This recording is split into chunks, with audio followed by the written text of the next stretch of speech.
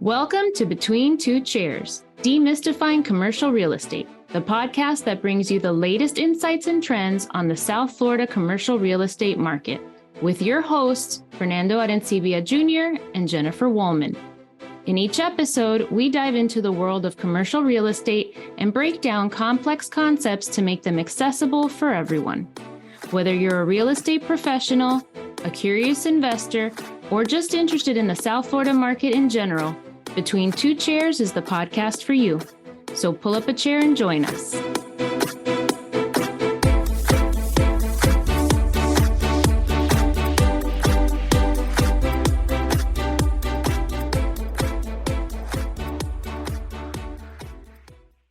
Welcome, everybody, to another episode of Between Two Chairs.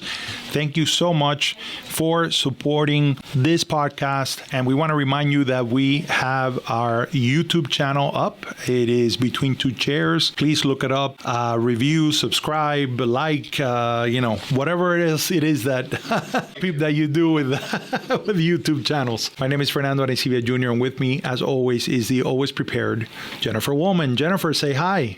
Hello, everybody. Welcome, welcome. I'm concerned, Jennifer, that as we continue to do these podcasts, I feel like you are getting further away from the microphone. Every time that we record, I feel like you're pushing the microphone away. And I think that by that, you're sending me a certain message or signal. Thankfully, I'm not a good listener sometimes, so I'm not going to take it personal. I try not to be loud, and I'm loud. Listen, I just, whatever is best for Karina, who is our editor. So she hasn't said anything, I don't think, but. No, I didn't even, to be honest with you, I didn't even notice. And I'm not a singer. If I were a singer, I'd be talking way up. Oh. That's wonderful. We always get into a little bit of the intricacies of commercial real estate. Part of demystifying is getting into the basics and drilling down sometimes to some of the tools that we use and some of the ways that we use them. And there's a great company that we have tremendous appreciation for, which is RPR, the Real Estate Property Resource. And I find that it has incredible value to our industry in regards to breaking down an area, breaking down what we consider to be a trade area, and providing a lot of great granular data. We thought today we would have a conversation specifically about one of the things that RPR provides, which is the trade area reports. Right. And one of the reasons you guys, if you've been listening long enough or you happen to catch some of those other episodes, Fernando and I talk a lot about what do we do first when we get a phone call from either a landlord or a tenant or an investor, owner, user, etc. And Fernando really loves to focus on an area's zoning and tends to do deep dives on zonings. And that's one of his initial steps. And one of my initial steps is the demographics. And if you think about it, they obviously go hand in hand. And they're just two different ways of looking at the same area. And the Realtors Property Resource, better known as RPR, uses ESRI data and zoning data and tax rolls and everything to allow the users to compile very in-depth studies of an area. So Fernando and I always say nothing beats boots on the ground, but if you have somebody who isn't from here, or maybe doesn't know an area, presenting them with a comprehensive report that includes this data really helps them get a picture of what the area looks like, what can be built in the area, the type of people that live there, et cetera. So, we've interviewed Emily Line, who's the Senior Vice President of Strategic Engagement with RPR, and we've discussed RPR in some other uses that we use, but today the deep dive that we're doing is in their Tapestry segmentation, and they get their Tapestry segmentation information from a company called ESRI, and ESRI is a global market leader in geographic information systems, which I use that big word. just because we say we demystify, but everybody's better knows it as GIS systems. And their whole philosophy is that they're going to make the world a better place using data and mapping technologies. So that's basically what we're diving into today. We're going to give you some examples of how we've used it and what we look for, and then give you a further breakdown of what exactly is Tapestry segmentation. Yeah, when you get a lot of these reports, whether it's a property report and you get demographic data, you usually are going to get information about age. You're going to get information about the income that, of the population within an area. You're going to get, again, segmentation.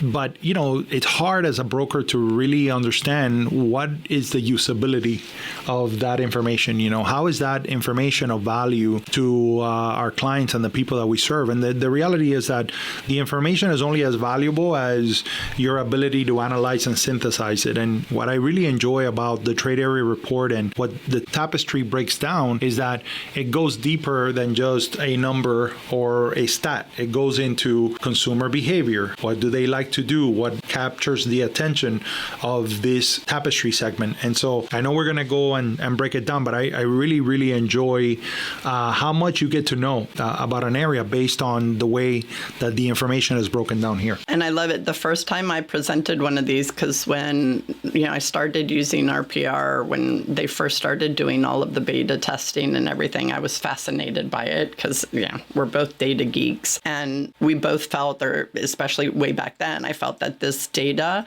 was presenting you with the same information, what Fernando was mentioning, demographics, household income, marital status, education levels, blah, blah, blah.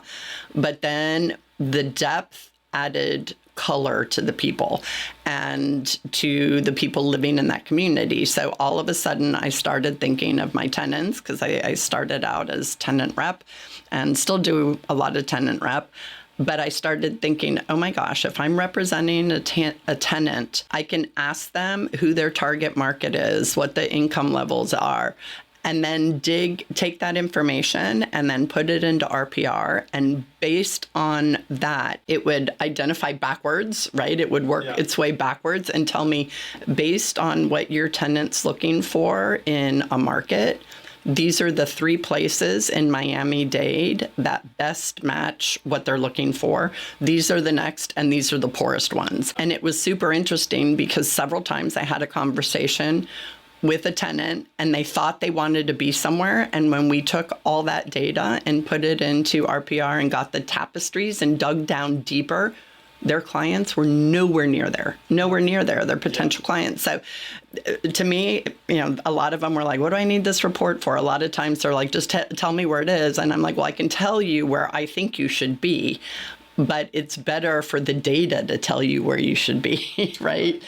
So we got into that. And same thing with landlords. A lot of times when we're making a pitch and we're going to represent a landlord, we put in the Tapestry data and they kind of sometimes ask like, well, what do I care who lives in the area? And I'm like, well, because depending on who lives in the area, those are the potential employees for people who are going to be your tenants in your building, or they're going to be the people, the business owners that might rent your building, so those are the kind of things, but sometimes they take a deeper explanation, and that goes into Fernando's point of, the data is only as good as the person interpreting it, because if not, it's just way too much information, and sometimes people can't connect the dots as to why you're providing them with that information. So really quickly, the way that the Esri Tapestry segmentation works is they take all of the demographic, household, basic information that you get from census and everything else, but then they do something called life mode summary groups, and they have 14 life mode summary groups that they apply. And those summary groups are based on lifestyle and life stage, so how they live and how old they are. And then that layer, they put in another map. That's what GIS mapping is, right? It's the layering. So then they put another map, and that's urbanization, and they have 6 different urbanization summary groups, and that relies on geographic and physical features of the area. So whether it's urban or country or suburban, and whether it's high density, low density, et cetera. So to me, that's super fascinating because you can really, really do a deep, deep dive into an area. And what I like is that they really have connected with the feel of an area, so that even if you are visiting a new place that you've never been before and you pull in a trade area report, when you go and walk the area, especially if you're going on business, you'll realize that you'll start to see those connectivities to the information that you pulled before. One of the things that I really love is when you're getting into an overview of what makes up a sub-segment, and I don't know if you wanted me to go over one of the segments, but for example, we have a property in South Beach that we listed.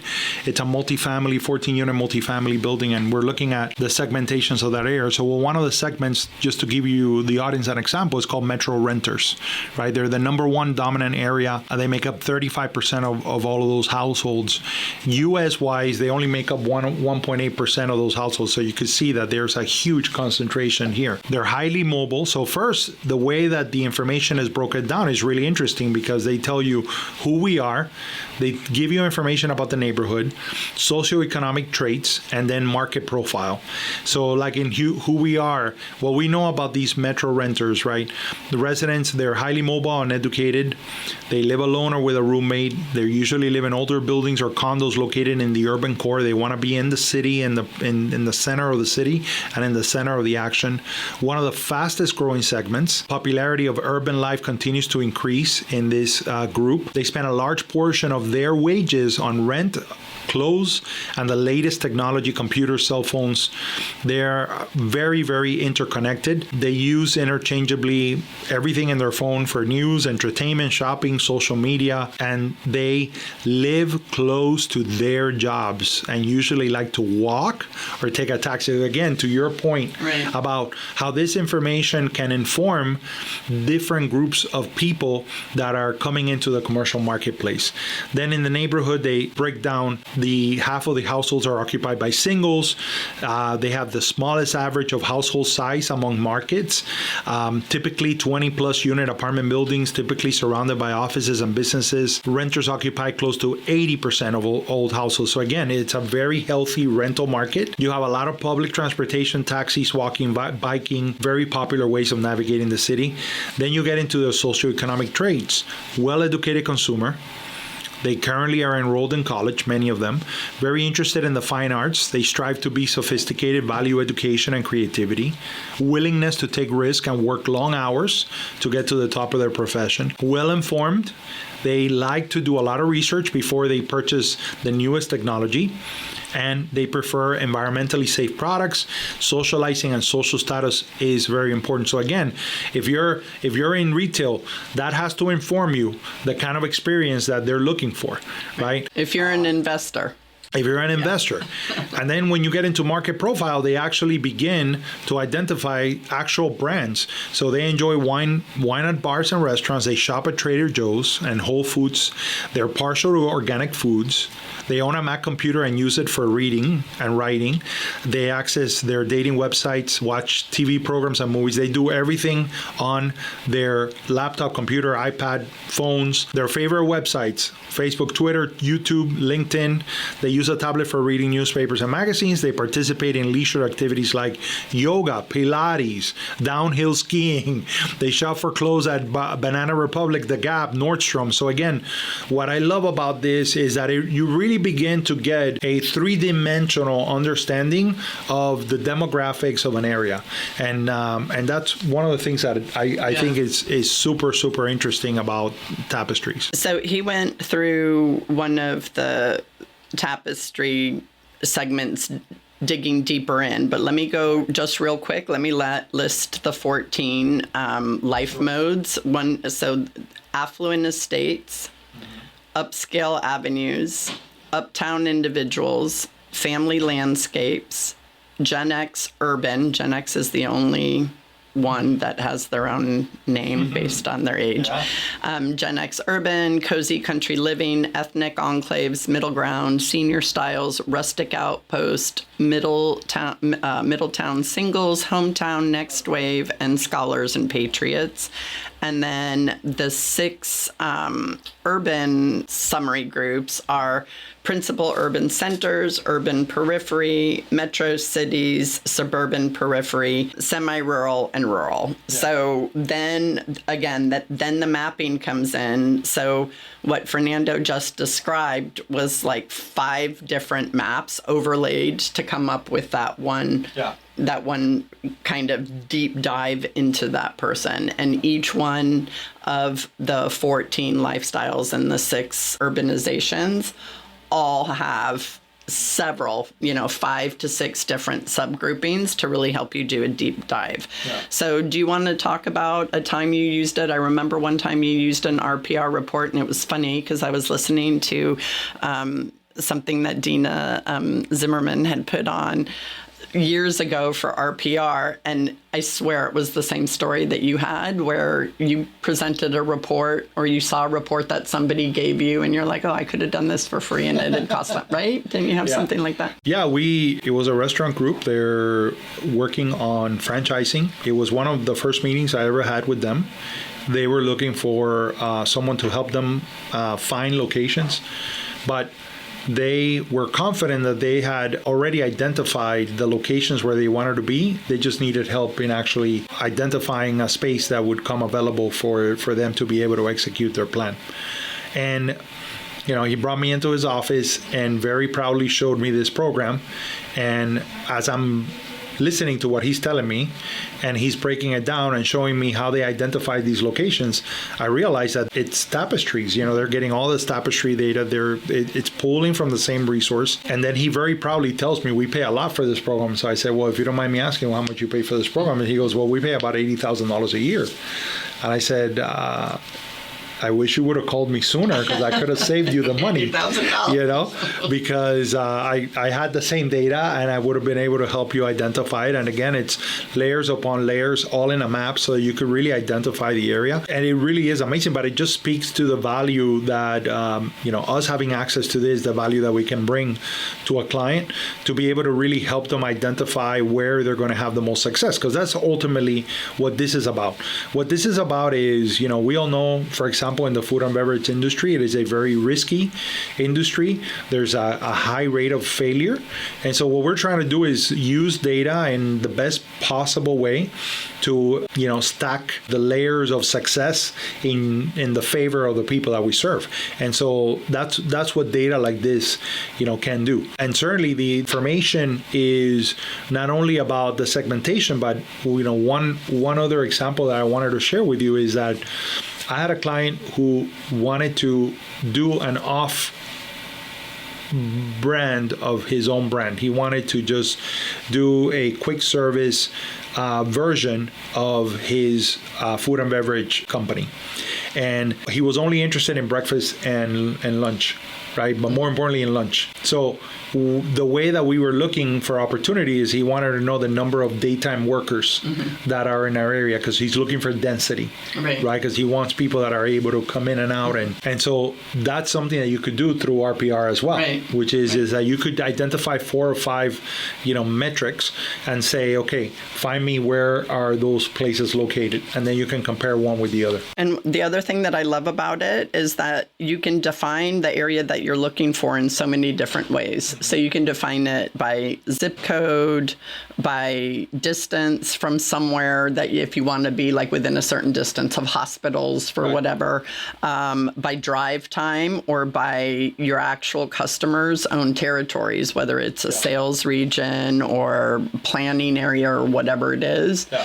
So there's just so many ways to use this data. One of the things that I had a customer who was looking for space, and they didn't have anything. They were new to Miami and they thought they knew where they wanted to be. And they said, look, we have a place in Maine and we want to duplicate the place in Maine. And so I said, okay, well, is it the same demographic and everything? And he said yes, because what they were doing is, Maine's super popular in the summer, but not so much in the winter, and vice versa in Miami, right? A lot of people leave Miami, at least for long periods of time in the summer, but there are a lot of people here in the winter. So I had them give me the address, and I did a Google map search and walked, kind of Google mapped, walked around the area and everything. And then I took the demographics and that zip code in that area, and I plugged it into RPR. I found out what that demographic was there, and then I put it in for a backward search into RPR, and I found the neighborhoods that matched that area and showed him those areas. And then I asked him, I said, so when you first were thinking about it, were these the areas that you were thinking? And he said no. He goes, no, because the neighborhood itself is nothing like Maine. And I said, no, it's not the neighborhood, it's the demographics. Correct. Right? And so as soon as he saw the numbers and started looking at his customer base, and then I said, okay, for kicks and giggles, where did you think you wanted to be? And he told me, and he goes, yes, this looks very similar. When I took him there and we drove around and everything, he goes, yes, this is what our area in Maine looks like. And I said, okay, here are the demographics for that. And he's like, oh, there's like nobody around within like a 10-mile drive, that meets his demographic. So it's really interesting because, I think what you're alluding to is that, we would all love to have a crystal ball and be able to look into the future. That's not something that is possible.